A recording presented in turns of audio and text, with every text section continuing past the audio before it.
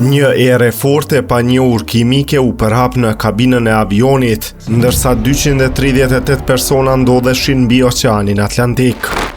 Në pak minuta ekuipazhi mori një vendim urgjent. Avioni duhej të devionte dhe të ulej në një ishull të Azoreve. Por ajo që shqetësoi edhe më shumë pasagerët ishte se disa prej tyre nisën të ndjenin marramendje, dhimbje koke dhe irritim të syve.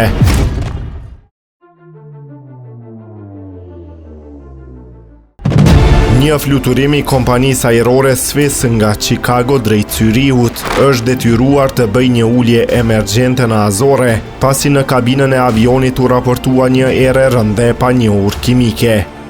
Bëhet fjalë për fluturimin LX-9, i cili kishte në bord 222 pasagerë dhe 16 anëtar të ekuipazhit. Avioni, një Boeing 777, ndodhej mbi Oqeanin Atlantik dhe po udhëtonte drejt Zyrihut, kur në pjesën e klasës ekonomike u ndje një erë pazakontë. Situata u konsiderua mjaft serioze saqë ekuipazhi lëshoi sinjal emergjence dhe vendosi të devijojë menjëherë itinerarin.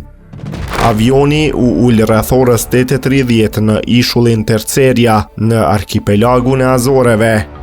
Pas aterrimit, 5 pasagerë dhe një anëtar i ekuipazhit kërkuan kontroll mjekësor. Ata kishin shfaqur simptoma të përkohshme, përfshirë irritim të syve, marramendje dhe dhimbje koke. Megjithatë, sipas kompanisë Swiss, asnjëri prej tyre nuk kishte nevojë për trajtim të mëtejshëm mjekësor. Ndërkohë pasagerët dhe anëtarët e ekuipazhit që mbetën në ishull do të transportohen drejt Zyrihut me një fluturim zëvendësues të organizuar nga kompania. Mbërritja në Zvicër është parashikuar për rreth orës 22:15. Por pyetja kryesore mbetet ende pa përgjigje. Çfarë ishte ajo erë që u përhap në kabinë? Shkaku i saktë ende nuk dihet.